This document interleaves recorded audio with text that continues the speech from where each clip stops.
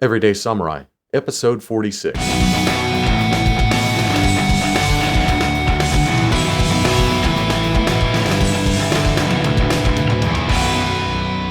Greetings, friends, and welcome to Everyday Samurai, in service to your liberty and the security of a free state.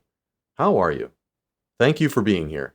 And as always, I appreciate you sharing the show, giving us some likes and social media spread to help build that community of warriors that are pursuing the dual path of scholarly and martial arts in service to liberty. In this way, we're building momentum towards advancing a free society, securing the blessings of liberty to ourselves and our posterity, and a world that truly does work for everyone. Except, of course, those that would live through predation rather than production. But rightly incentivized and properly dissuaded, they too will learn to change their ways and enter into society to be a producer rather than a parasite. So in the long run, everybody wins. But there's a lot of change that needs to happen to get from here to there, and I'm sure it's going to be a wild ride, so hang on. And just like the samurai commander Toyotomi Hideyoshi advised, you might want to tighten those helmet straps.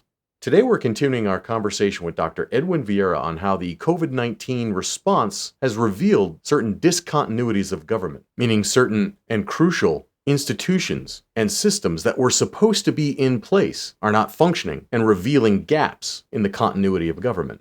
No doubt the lockdown has created a great deal of hardship, as well as increased social anxiety, not only in the economic sphere, but also in the political arena. And a good question to ask, given how inept or absurd the policy responses have been, is who benefits? And you might be feeling some of those effects as well. While theoretically the solutions are quite simple, adherence to principle, and preventing those rogue officials that are undermining constitutional order, along with those that are schooled in the Enlightenment tradition from which the American Constitution was forged, would consider fundamental and undeniable rights that in a sane world, no politician or government bureaucrat could ever consider touching or infringing upon. Yet in the world of human events and human personalities, it becomes a lot more complex, and one can feel quite overwhelmed. It's natural, in fact, when you think about it. We live in a world of fallible human beings. People don't like adhering to principle, particularly politicians and bureaucrats. We can also see this in the realm of martial arts.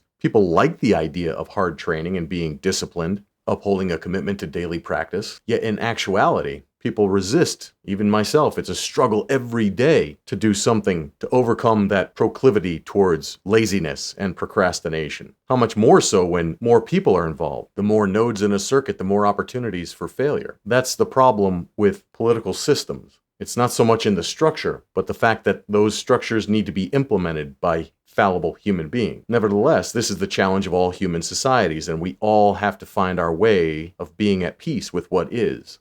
Still seeking constant improvement, of course, but also finding a way to be okay in the here and now.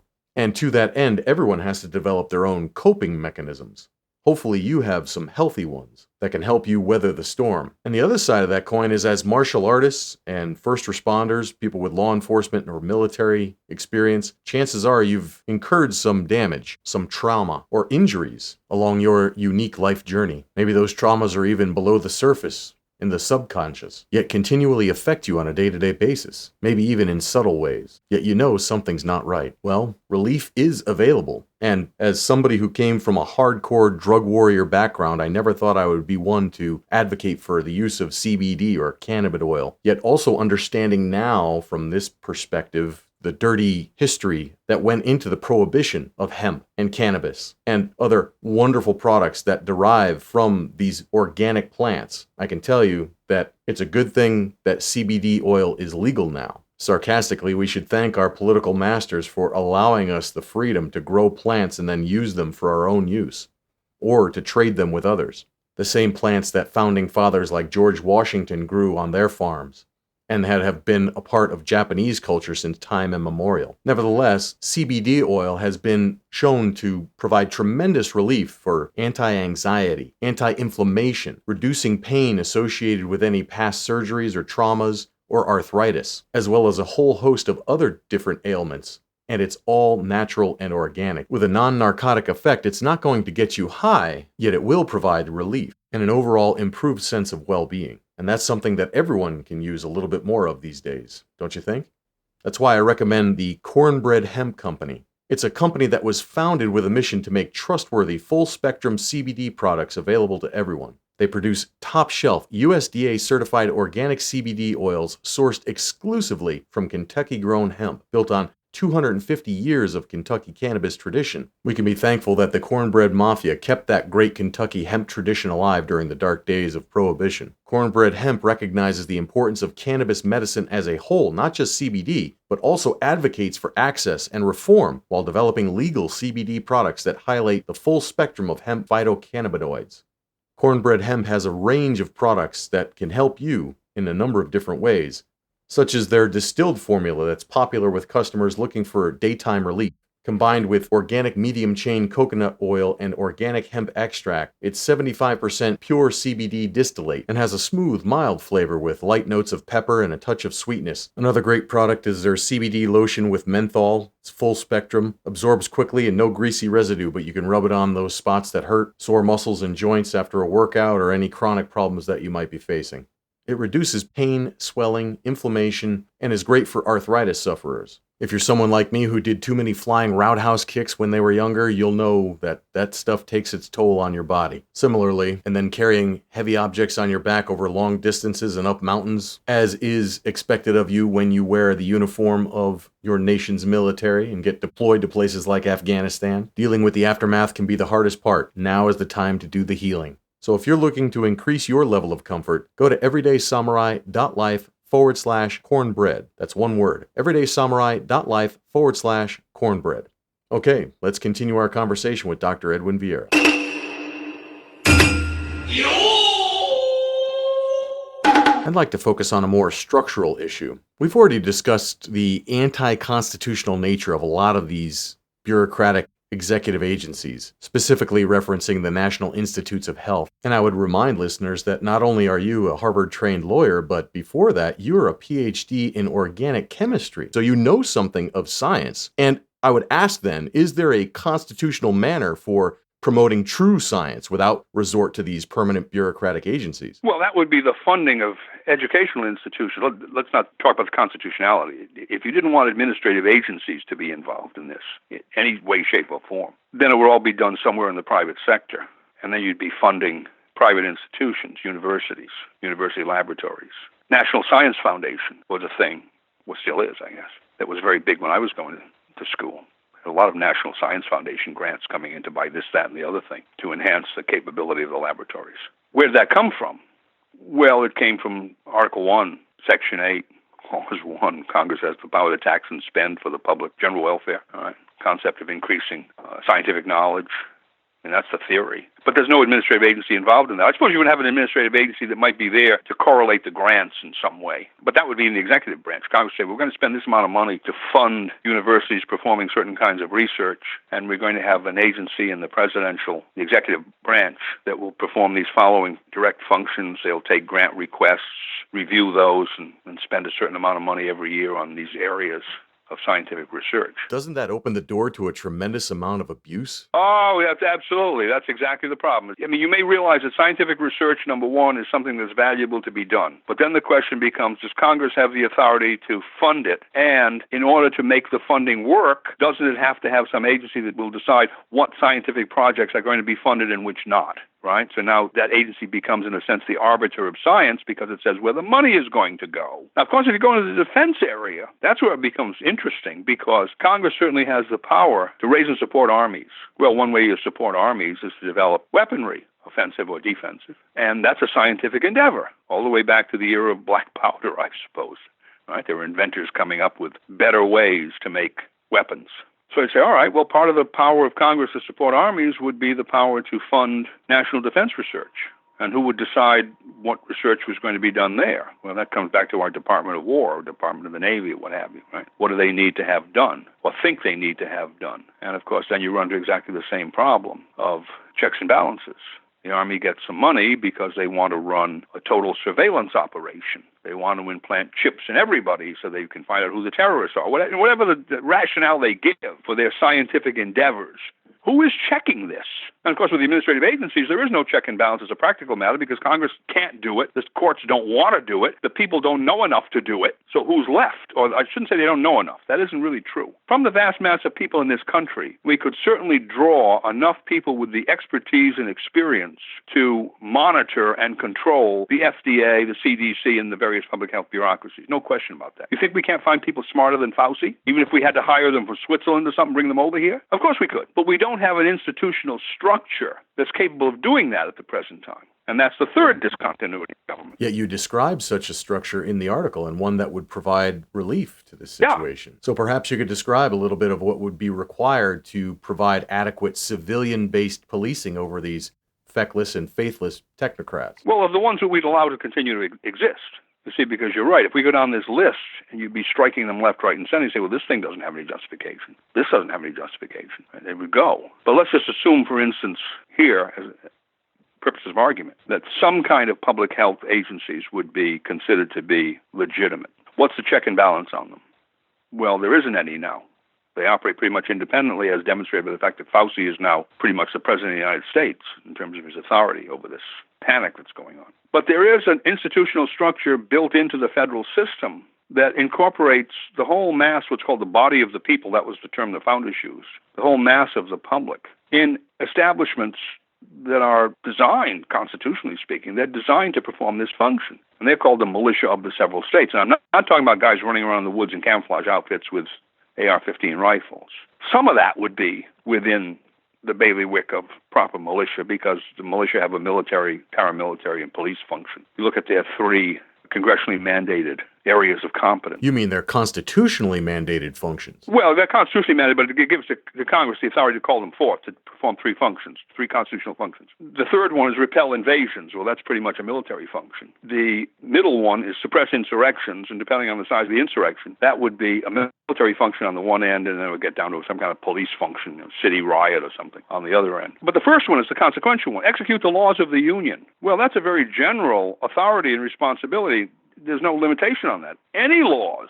And how do you execute the laws? Well, let's go back to the president. Take care of the laws be faithfully executed. You make sure that the person that is subject to that law is performing his responsibilities under that law. That's how you determine that the laws are being executed. So that would give a tremendous supervisory authority to these institutions. Because every one of these administrative agencies, let's assume we're talking about the legitimate ones, they're all the creatures of law, congressional law. And the people in them are supposed to be executing the laws that create those agencies.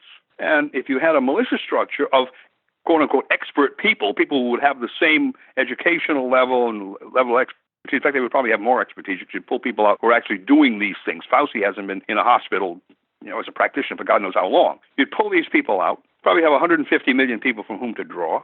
You could find plenty of them. And their purpose would be, you'd set these things up, set up commissions or control units within the militia to target each one of these agencies and watch what they're doing, supervise them, surveil them, if you will. And to the extent that they're acting out of line, correct them, if you know what I mean. And that correction might be simply a suggestion or a directive or an indictment, if I'm going to go from one extreme to the other. Well, we don't have that now, quite obviously. We don't have that at any level because this would operate both at the national level. Congress would have the authority to set this up, to execute the laws of the Union. And then the militia, as constitutional entities, are state institutions. The Constitution calls them the militia of the several states. They're not national institutions. They can be employed by the government of the United States, but they're not part of the government of the United States. They're part of the federal system. And if you look at the picture that develops, the people themselves delegate powers to government. That's a Republican form of government. Here we have the militia, which are actually composed of the people, and those structures are given the authority to execute the laws of the Union and of the various states. So under the proposal, if you will, that I would put forward, you would have the people themselves not only delegating these powers to government, but executing and enforcing them. That's the ultimate check and balance. Right? That the source of the powers, the people themselves, are the ones that check on and control the execution of those powers, so that the form of government never decays sufficiently so that it has to be altered or abolished, as the Declaration of Independence says. Right? There's a constant control over this. There's a feedback loop. And it puts the people into the action end of carrying out policy, so long as those policies comport with the delegated authorities entrusted to public officials. Exactly. And if something's going wrong because the agencies have been given some authority by Congress that isn't working, here you have a totally independent body, whatever the militia unit would be that was surveilling this agency, that would have no interest whatsoever in continuing that false policy. And it would come to its state government, or it would come directly to Congress, depending on how you want to set up, probably both, if you set up the statute correctly, and say, the way this agency is running in this particular area is incorrect. It's having adverse effects. It's not accomplishing what Congress really set out to do. This needs to be changed. And now you would have behind this impetus for change would not simply be one of the captive or so-called captive industries that the agency was regulating. It would not be simply a political party. It would be the whole bloody population of the United States. Because one would assume that a militia structure regulating to the public health industry would not be drawn from one state. You'd be pulling people from all 50 states. And that would be a structure that would be impossible to corrupt. You'd have to corrupt the whole bloody population of the country to corrupt it. Because political power would be diffused as it was supposed to be by constitutional design. And money would be diffused. Even Bloomberg and Soros couldn't come up with the money to corrupt enough people to corrupt that kind of an institutional structure. And that's why we don't have it. Right. All right? It's for the very simple reason, because certainly the Constitution requires it. The Constitution doesn't say that the militia are optional. Right. It is unambiguous and clear that the militia are necessary. Yeah, that's called necessary. That's Second Amendment. Necessary is security of a free state, and a free state is basically, in the understanding of the frame, is a Republican form of government. A Republican form of government is going to be a free state. Well-regulated means necessary to its security. That security is another one of those open-ended terms. It's not just physical security in the case of military, paramilitary, police. It's any kind of security. And that's what we're hearing now about this COVID-19 thing. Oh, this is national security. We have to do what Fauci says because this is national security. Well, if it's national security, well, there we go. Read the first line of the Second Amendment, first 13 words. Oh, the security of a free state. I understand now, right? That's what one would say to himself. National security, security of every state, because all the states are part of the same union, and the militia can be called forth to execute the laws of the union in aid of what? Well, national security, among other things. One would think we have a lot of national security laws, and Fauci's telling us that all these public health decisions are national security. See how simple this is? This is not a Rubik's Cube. You've mentioned in other articles that, the people that wrote this document were addressing a highly literate yet simple agrarian society. And it was written in a way that people could understand. Yeah, and this is basically the way they were running their own societies, crudely compared to us, because they didn't have the technology, not the technocracy, but they didn't have the technology we have. Right? So they had a lot of problems that they couldn't solve as easily. But on the other hand, they weren't as fragile as our society. They could take a lot of battering without collapsing. And they also understood that self-government required active participation. You had to be involved in government in order to keep that from being captured by cunning people that would twist it to their own ends. That was the whole theory. As you get into the late 1770s, 1760s, after the Stamp Act and so forth, the whole theory of the people who were aiming ultimately at independence was that had actually happened, that cabals had taken over Parliament and were controlling the king. Maybe the king wasn't a vicious person, but certainly his ministers were. And that they had their own flunkies in the colonies, appointed as governors, and then sometimes in the governor's council, and sometimes the very wealthy people and so forth that eventually were going to be called Tories, that had an interest in maintaining close relations with Britain. And that was exactly the theory. It was a conspiracy theory, basically, but it was not a theory. It was true. But that's the way they looked at things. And their concept of self-government was very simple. You don't have a self-government unless you're participating in government. If you let someone else run the government, it's not a self-government, it's their government. And that created all sorts of problems. So it would always create all sorts of problems because there were people, we call them psychopaths now, but there were people that look to gain political power in order to lord it over others, either because they want more prestige or they want more money or they're just sons of a gun who have a desire, Stalinist types or Maoist types or whatever, Pol Pot, whatever you think of those, the more classic examples of that. But they're that mentality. And how do you keep them out? You keep them out through checks and balances. And how do you have checks and balances? You have so many independent sources of governmental authority that no one or two of them are going to be able to take over and corrupt the system. And the ultimate sources of governmental authority under this Constitution in the federal system, there are 50 of them. And it's not just the state governments. Because the state governments are made up of representatives, right? They're not the people themselves running the show. It's the 50 militia, the 50 state militia. And that's the reason that the 50 state militia today are essentially moribund. Because in 1903, this all happened at the same time, turn of the 20th century. Yeah, the progressive era, supposedly. Yeah, exactly. And it was in economics, number one. They said a lot of economists went over to Germany and studied what's called institutional economics in Germany. And Germany was, Bismarck was the beginning of the welfare state concept. They had a social security system and what have you. And so they looked at that and they came back and the theory of those economists was technocracy in a sense. And for economists, we know the best way to run an economy. And engineer society, for that matter. Well, that was the ultimate goal. You didn't quite put it that way because, I guess they'd say it now. They'd come out right and say it. They did. They said in the 30s. The technocratic movement in the 30s was pretty open about that fact, that they were going to remake society. That's why we needed the new state's constitution, Rexford Tugwell, because the old constitution wouldn't work. But what they've discovered is that more recently is that so many people don't understand the old constitution that they can pretty much do anything they want without changing it. They don't have to go to Article 5 and get an amendment. They just put one of these technocrats up and say, well, all you people have to stay in your homes. Oh, okay. We'll just stay in our homes. It seems like we can fairly assess the situation as we're living in a post-constitutional era. I mean, it seems as though the Constitution is but a figment of what it was intended to be. And you write along the lines of the work of another book that I've read. It's called The Mission, the Men, and Me, written by a former Delta Force operator, in which he advises to always ask yourself, how would we organize if we weren't told how? That way you stay fresh. And you write, even if the militia did not exist as a permanent constitutional establishment, the people would have to invent them. So what do you mean by that? If you looked in the Constitution, all the militia provisions that we've been talking about simply weren't there. But you looked at the problems that we have, and you say, well, what's missing? What's missing is this direct popular control. Everything has been corrupted from the level of the people on up. Representation no longer represents the people in terms of the legislatures. The legislators have been captured by one special interest or another. The administrative agencies have been talking, obviously, they don't represent the people, and most of them have been captured to serve special interests. And if you look at the judiciary, I can't believe that anyone would say the judiciary actually represents the people. Look at the decisions it makes. Right? How do they get there? Who appoints the judiciary everywhere? Some places they're elected, but let's take the federal courts, most influential courts of all. How do they get there? Political pull, networking, right? And it's all a political process. Look at Kavanaugh. Everything they were doing with Kavanaugh was political. Not that I necessarily support Kavanaugh, but it had very little to do with the actual role of the Supreme Court in the judicial system and the political system in general. How are you going to vote on this issue? How are you going to vote on that issue? Aren't you a bad person? What the hell are you talking about? It could be the devil's grandmother if she was actually going to follow the Constitution, the perfect candidate. So even that has been totally corrupted. So one assumes, that's why I say, I'm assuming, because if this isn't true, we're lost, there's a sufficient amount of virtue left among the general public, what the framers call the body of the people, not the politicians, not the rich, not the special interests, the body of the people.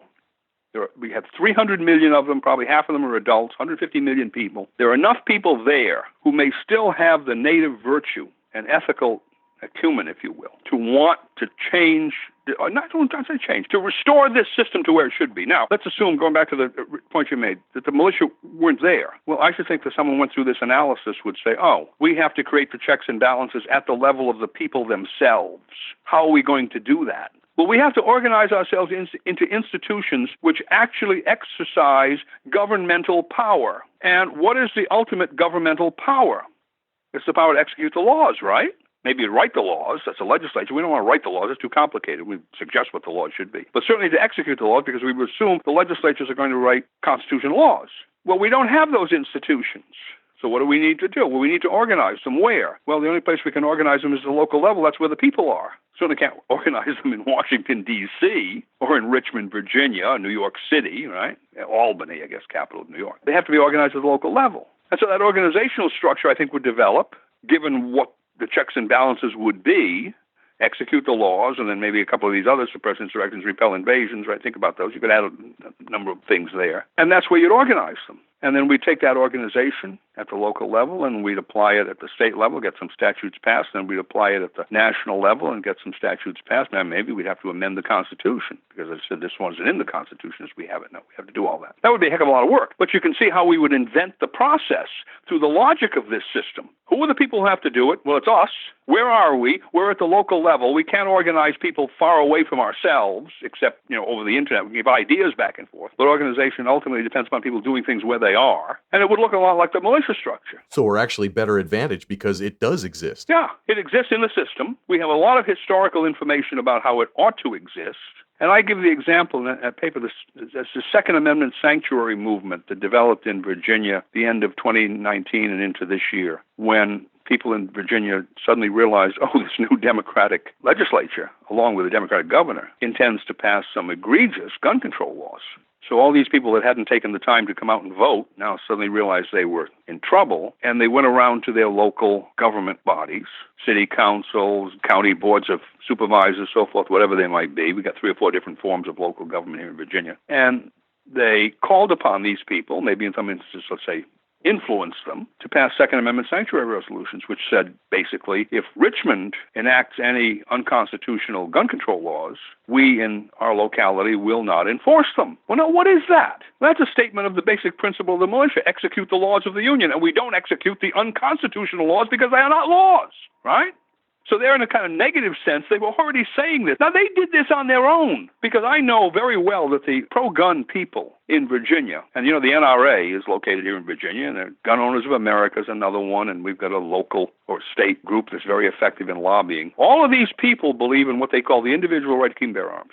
That you and I, as a Virginian, let's say Virginians, we all have a right to have a gun in our homes to protect us against adventitious attacks by criminals or on the streets. I mean, ultimately, the argument is you should be able to carry a firearm on the street in case you're attacked there. All right. But that has nothing to do with the militia. The fact that I have a gun in my house is not going to enable me to execute the laws as against the public health bureaucrats in Washington, D.C., or even in Richmond, Virginia. So that whole group is, what shall I say, it's extra militia in its thinking. And some of them will even say they don't want to talk about the militia because they're afraid of that word for one reason or another. But there's certainly extra militia in their thinking. So that was not the focal point, or the impetus, if you will, for all of these local governments. I think it was like 95% of the local governments in Virginia signed on to one or another of these resolutions. It was only the ones in the highly Democratic regions, Democratic Party regions, that didn't. Very small number. So they all signed on to this without recognizing that what they were doing was taking the first step, at least in a political sense, in the direction of revitalizing the militia. And I give the example when this was 1774, 1775 in Virginia, the Militia Act had expired. The 1773 Militia Act had expired. So the House of Burgesses, which was the Virginia Assembly, wanted to renew it. And the governor, John Murray, the Earl of Dunmore, they did a lot of things he didn't want that the Burgesses wanted. And so he prorogued the legislature a few times. And Patrick Henry, of course, was making noise, so he essentially outlawed Patrick Henry, and he made all sorts of tyrannical edicts. Well, what did the people there do? Well, they went into their counties, and they started organizing independent militia companies. And they really weren't independent. They were just saying, we're going to follow the same law we had, which has now expired, and we can't get the new one passed. But that's what they did. And John Murray, the governor, discovered that he had no authority. When that happened, he had no authority whatsoever, as a practical matter. And he eventually left Williamsburg, and he ended up on a British man-of-war in the Chesapeake Bay, turning out proclamations on a stolen printing press. Oh, this is so true. The power just seeped away from him. It was just gone because the people said no. Just Nancy Reagan, just say no. Okay, to drugs and alcohol, the drug being, political domination by these professional politicians, just say no. And the people just said no. And we know what happened thereafter. Well, in the Second Amendment sanctuary movement in Virginia, the people just said no. And what happened in the legislature? Well, some of the bills they got through, but the most obnoxious of them were tabled until next year. I guess they think people will forget. I wouldn't bet on that. I think that's their theory, Democrats in Richmond. Well, all right, that type of a movement, all you would have to do is say, well, it's not enough for us to say that we won't enforce, we won't execute here in our localities these unconstitutional edicts coming out of Richmond or coming out of Washington, D.C., for that matter. We have to go the next step. We have to say that we want to revitalize, restore to ourselves the authority to execute the laws which the Constitution says we're supposed to have. And we'll start doing this at the local level, not necessarily by calling people militia, but by organizing in such a way that we know what we're doing, we know what we want. And then at some stage taking this to Richmond and saying, this is what we want enacted or amended. We want to amend the statutes that are already there in this way. And if you don't do that, there'll be some kind of trouble, political trouble. Right? organize in such a way that we remove 95% of you at the next election. And I would think that that kind of organization at the local level to that extent would put the fear of God into those people in Richmond from a political point of view. And then, of course, the next level is, who is the commander-in-chief of the militia of the several states? Well, it's the president. And the president has the authority to call forth the militia under a couple of very interesting statutes which actually apply to the circumstances going on now. And so he's in a position really to say to the state governors, look, if you don't amend these statutes in a way that enables me to call forth these people in an organized fashion so that I can actually use them as commander-in-chief, then you're going to have a direct conflict with Washington, D.C. Hell, if I had been the president of the United States when this sanctuary cities, sanctuary counties and so forth, moving in Virginia, I would have called up the governor of Virginia and I said, you got a real problem here. What you're trying to do is to disarm the militia, and I'm the commander-in-chief. You're directly interfering with my presidential power. And I think you better rethink your position, because otherwise I may have to see you indicted. You make mention of civic virtue and a civic obligation for people to participate in the militia as a productive member of society and a citizen of the republic. Yet it sounds as though self-interest is sufficient to motivate people to want to see this system revitalized, particularly the president, because by defanging the militia of the several states, the gun control movement is limiting the executive power and the ability of the president to execute the laws of the union. And then at the local level, even though most of these people don't realize that by arguing for the individual right, they're not really helping the case overall, but the self-interest to try to preserve that right to keep and bear arms is enough to motivate people so that they should want to revitalize this militia system. Well, it's a bigger aspect of self-interest. It's not just the firearms aspect, and that's obviously important, but that is something that appeals, at least now, to a segment of the population that probably is less than an absolute majority, I would guess. Because you've got a lot of wishy-washy people that don't know. You've got a relatively small but vocal group of people who are anti-firearms for one reason or another. But if you approach these people, all these people, and say, look, the militia structure is going to cover all of the elements of security in your life. You are going to have some say in this. And in fact, you're going to have some special say in it if you're a person with a special kind of expertise, because we're going to have to call upon you. If you're a medical practitioner or scientist in virology, whatever it is, here's COVID-19 is showing you the situation, showing you what can happen to you if you don't have this kind of organization that can provide the necessary checks and balances. You suddenly discover yourself in a Chinese communist type of lockdown situation. So you may not want to have a firearm. You may not like firearms. But that's only 10% of the concerns that this present situation is setting up before your eyes. We haven't yet gotten to the position where they're going to send around troops to shoot people in the streets who are not, abiding by stay-at-home orders, obviously. Right? It's not gotten anywhere near that. But tyranny is right there on your doorstep. Not only that, but what are they doing from the point of view of the public health initiative? Are they right in doing this? Is the wearing of masks, staying at home, and so forth and so on the thing that's going to be most effective? There are all sorts of scientists that say no. Ones that aren't funded by the Gates Foundation, for instance. Or you're going to have to take your shot that's been rushed through clinical trials in 18 months. Yeah, that's right. The warp speed vaccine that we don't know what it will do to you or the children or what have you. So all of those areas, COVID-19 panic is now showing us we have the absence of security for this free state concept. And a lot of people, free state is one in which I am not going to be told by you what you're going to put in my body. One would think that's elementary. Yeah, one would think that. But Bill Gates is telling us, no, it's the opposite. He's going to tell us what we're going to put in our bodies. So I would think there are a very large number of people that would be amenable to the concept of revitalizing the militia structure as soon as they recognize that those institutions, probably 90% of those institutions, would have little or nothing to do with firearms in their particular lives.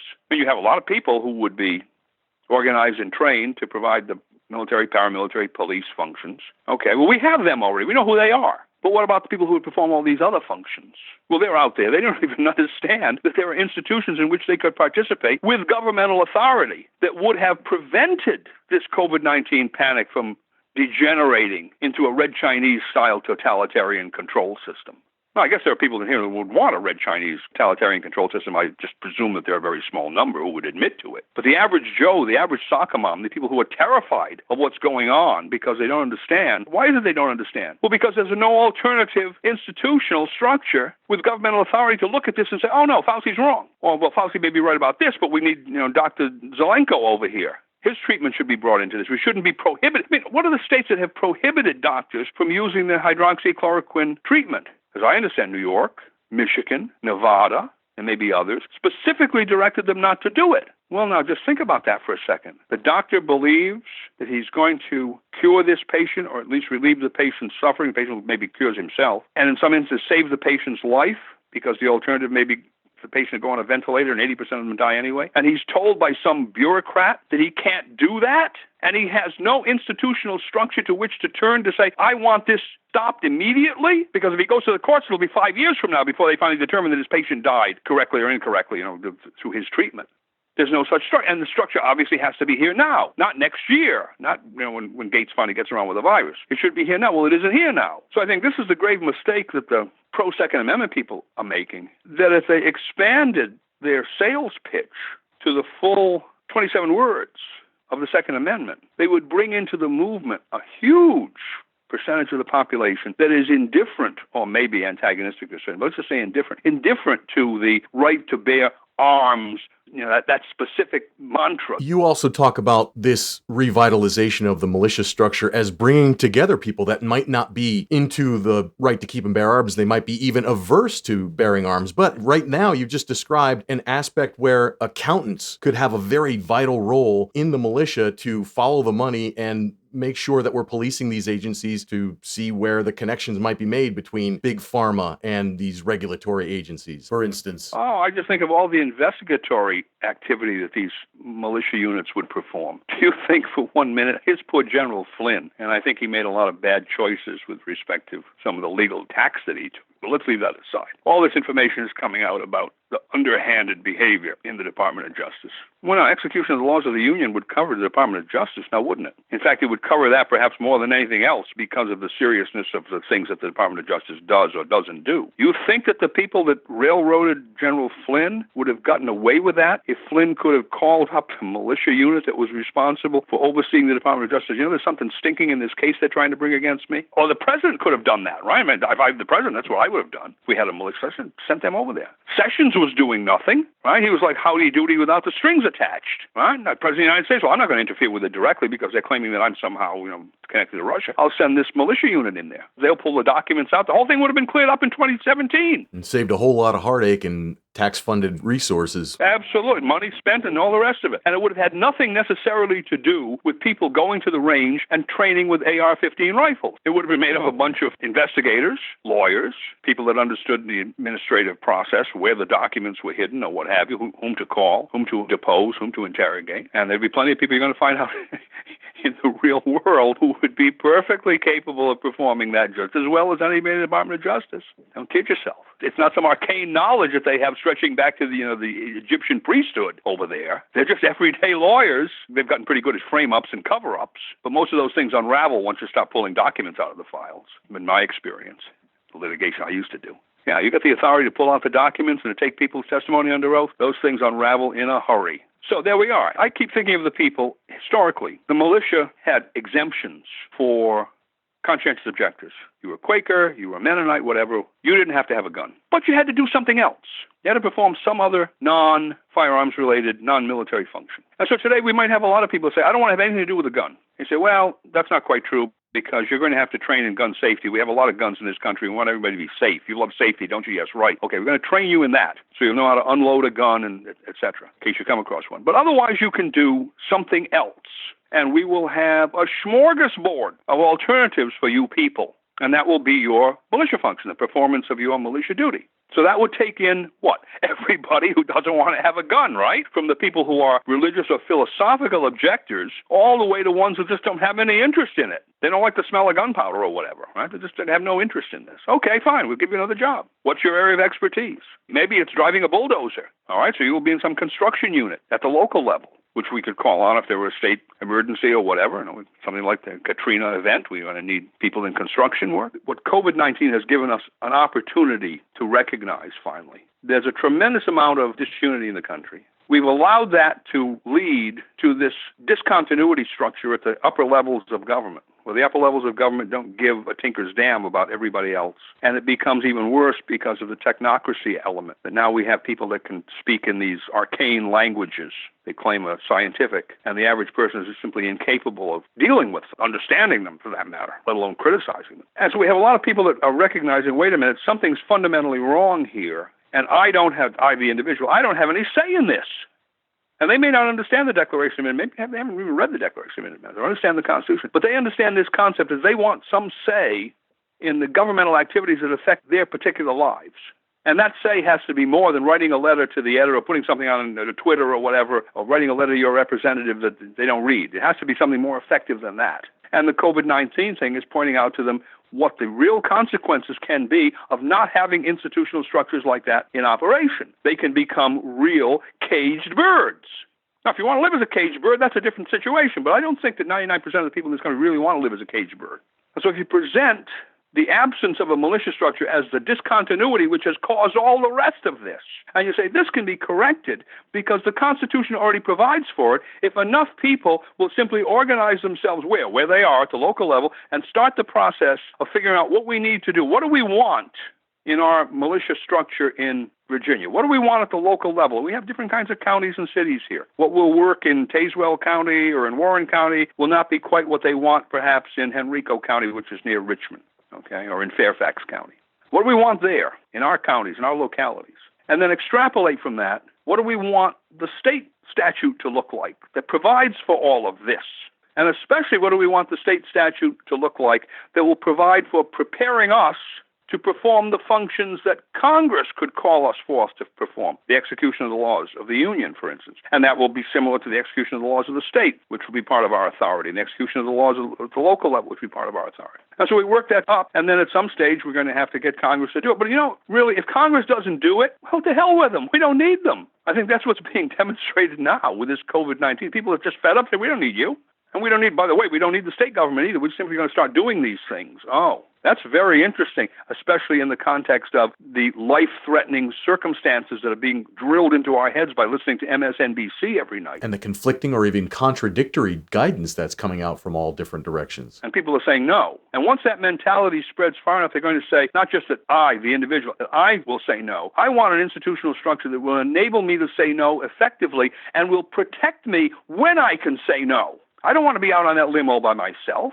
And I certainly don't want to be out on that limb while people are saying, well, you're in violation of the law, we're going to lock you up. And your only alternative is to take the 17 vaccines that Bill Gates wants to give you. Wrong. I mean, fundamentally wrong. I think the average person is going to look at that and say, no, I don't want that. But now I need the institutional structure that will provide me with the ability to participate directly in the government, the check and balance, be part of the check and balance, and obviously as part of that will protect me against some kind of retaliation from the rogue officials who are still left there. So it's kind of a balancing act in organizing this. And you look at Virginia as a classic example, I think, now of what can be done because those counties did what they did. And the government in Richmond, they huffed and they puffed and they threatened this and they threatened that. But when push came to shove, they tabled the most aggressive gun control bills that they had put in. And I really think they thought they'd get them all passed. They just put them in, and that would be it. They're going to pass all this, and that's the end of it. Be like New York or New Jersey or whatever, have very egregious gun control laws. And the people rose up and said, no. And the politicians looked and said, gee, we want to really face these people down? Can we really do it? And the answer was, no, we can't. We don't know what will come out of that. Yet eternal vigilance is truly the price of liberty, because they're still going to try and go by a death by 1,000 cuts strategy and get this stuff through, down the road perhaps. Oh, yeah, sure, that's right. But they have been using the death by 1,000 cuts strategy all over this country. It wasn't in Virginia because they didn't have enough Democrats. But they use it in Massachusetts, they use it in New York, they use it in Connecticut, they use it in New Jersey, they use it in Maryland, they use it in California. Think of these various states that have a little gun control now, a little more gun control, a little more, a little more, a little more. I mean, Maryland's a classic example. They put in a statute in 2013 that limited the new purchase of assault firearms. So if you had one, that was all right, but you couldn't buy another one. Couldn't buy a new one. And then they just passed a law, this was last year, that outlawed it completely. So step by step. I mean, same thing in New York. It was registration, and eventually Cuomo will get around and say, well, registration is not good enough. You've got to turn them all in. That's their strategy. And the difficulty is if one is trying to defend on an ad hoc basis the right to keep and bear arms as an individual right to protect myself, where you're up against those cuts of the scimitar or whatever constantly. There's no end to them. And they may win only 10% of the time, but every time they win, they advance. Every time they lose, they're at the starting line again. They go back to zero. If you bring in the militia structure, the first thing that disappears is what they call gun control. Because theoretically, everyone in the militia should be armed. Well, we're going to let the ones who are conscientious objectors or whatever, you're going to let them out because they'll have to do something else. But gun control, as it's understood by the gun controllers, if you will, the confiscation, the extreme limitation, that's gone. I mean, for instance, you look at the three requirements for militia activity, or actually the three areas of authority. Execute the laws, suppress insurrection, and repel invasions. What kind of guns would the militia need to repel invasions? Quite robust guns, I would say. Well, they'd be the same guns as the Chinese women's army would have, I imagine, who would invade us, right? Whoever the invaders would be, they wouldn't be coming with flintlock rifles, right? They'd be coming with the equivalent of the AR-15, whatever it was at the time. And so the militia would be organized and trained and armed to the same level as the regular army, which, by the way, they were. If you look historically, that's exactly what they were. Friends, we hope you've enjoyed this episode of Everyday Samurai and look forward to seeing you next time, including our continuing conversation with Dr. Edwin Vieira. If you like what you've heard here, please give us a thumbs up or a 5-star review on Apple Podcasts or the podcatcher of your choosing. Remember to like and share and help build that community of enlightened warriors that are willing to stand for liberty, following the dual path of martial arts and the science of political economy. Great relief, mental health, and physical relaxation are available to you when you go to everydaysamurai.life/cornbread to pick up some of the finest Kentucky-grown and sourced CBD oil, as well as Cornbread Hemp's outstanding topical creams to relieve sore muscles, inflammation, and arthritis. These are all natural byproducts of a lifetime of serious training. So now that hemp and CBD products are legal, you might as well make the most of it and get the best while you're at it. That's everydaysamurai.life/cornbread. Finally, be sure to visit everydaysamurai.life/46 for show notes, including links to Dr. Vieira's excellent books, and sign up for our email list while you're at it, so we can stay in touch. Until next time, stay sharp, stay aware, and be well.